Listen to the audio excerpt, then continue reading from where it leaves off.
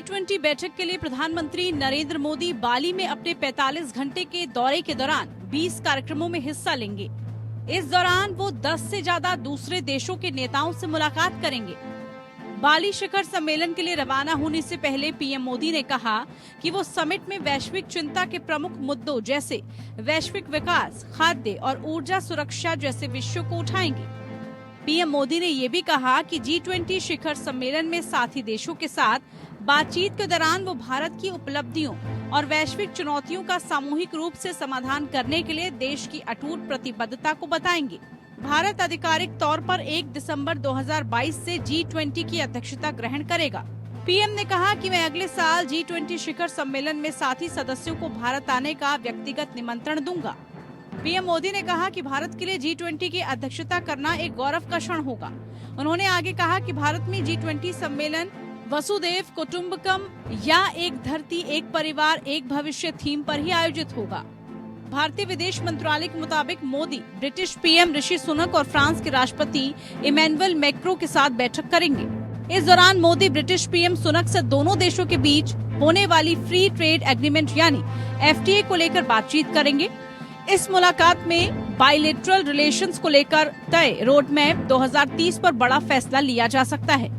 PM इस दौरान Indonesia के डायस्पोरा में भारतीय प्रवासियों से भी मुलाकात करेंगे। उधर समिट से इतर अमेरिकी राष्ट्रपति जो बाइडेन और चीनी प्रेसिडेंट शी जिनपिंग के बीच हुई मुलाकात को काफी अहम माना जा रहा है। इस मुलाकात को देखकर एक तरफ जानकार हैरान हैं, तो दूसरी तरफ बदलते रिश्तों को एक बड़ा इशारा भी मान रहे हैं। पिछले कई सालों से चीन और अमेरिका के बीच सिर्फ तकरार देखने को मिली है। ताइवान मुद्दे को लेकर तो आरोप प्रत्यारोप का एक अलग ही दौर देखने को मिला था, लेकिन उस तनाव के बीच सोमवार को जो बाइडेन ने शी जिनपिंग से मुलाकात की। उस मुलाकात के बाद जो बाइडेन ने कहा कि अमेरिका और चीन बातचीत कर मतभेदों को दूर कर सकते हैं। वहीं शी जिनपिंग ने भी कहा कि वो हर मुद्दे पर बातचीत को तैयार हैं, जिससे अमेरिका के साथ रिश्ते सुधर सकें। अब ये बदला हुआ रुख दुनिया को काफी कुछ सोचने पर मजबूर कर रहा है। बड़ी बात यह है कि जो बाइडेन से तो जिनपिंग की करीब 11 साल बाद मुलाकात हुई है। पिछली बार जब दोनों नेता मिले थे तब बाइडेन उपराष्ट्रपति थे। उस समय दोनों नेताओं की मुलाकात करीब 85 मिनट तक चली थी, लेकिन उसके बाद रिश्ते बिगड़ते चले गए और बातचीत का सिलसिला भी थम गया। हाल ही में ताइवान को लेकर अमेरिका और चीन के बीच काफी तकरार देखने को मिल गई थी। हालात ऐसे बन गए थे कि चीन ने अमेरिका को परिणाम भुगतने की धमकी तक दे डाली थी। उस समय अमेरिका ने स्पष्ट स्टैंड लेते हुए कहा था कि ताइवान के हितों की रक्षा की जाएगी। इसी वजह से चीन ज्यादा नाराज हुआ था, लेकिन अब उस नाराजगी के बीच जो बाइडेन और शी जिनपिंग के बीच मुलाकात हो गई है। बातचीत का सिलसिला भी शुरू हुआ। रिश्ते सुधरते हैं या नहीं, आने वाले समय में साफ हो जाएगा।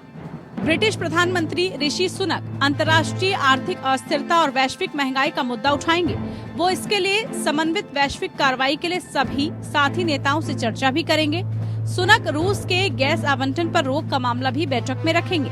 इसके साथ ही वो काला सागर अनाज के नवीनीकरण की पहल पर भी बात करेंगे।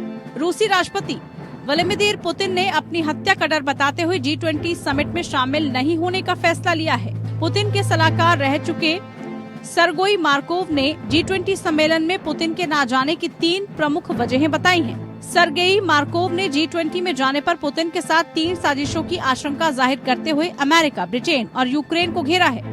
उनका कहना है कि अमेरिका, ब्रिटेन और यूक्रेन की स्पेशल फोर्सेस के हाथों पुतिन को मारने की कोशिश किए जाने की आशंका है। मार्कोव ने आशंका जताई है कि कुछ विकलांग सामाजिक कार्यकर्ता पुतिन को गिरा सकते हैं, जैसे कि ये दुर्घटनावश हुआ हो, और दुनिया भर की मीडिया इस तस्वीर को खींचकर ये कैप्शन लगाएगी, रूस का राष्ट्रपति चारोखाने चित। उन्होंने कहा कि कुछ पश्चिमी देश ऐसी ही योजना बना रहे हैं। दरअसल खेरसान में हार के बाद एक महान देश के रूप में रूस की स्थिति सवालों के घेरे में है। आपको बता दें कि G20 समूह फोरम में दुनिया के डेवलपिंग इकोनॉमी वाले 20 देश हैं। अमेरिका, चीन, रूस, इंग्लैंड और भारत के अलावा इस फोरम में Argentina, Australia, Brazil, Canada, France, Germany और इटली समेत दूसरे देश शामिल हैं। G20 अंतर्राष्ट्रीय आर्थिक सहयोग का मुख्य फोरम है, क्योंकि इसके सदस्य देशों के पास दुनिया की GDP का 85% हिस्सा है। इसमें दुनिया का 75% इंटरनेशनल ट्रेड भी शामिल है। इन देशों में दुनिया की 2/3 जनसंख्या रहती है। Bureau report, APN news.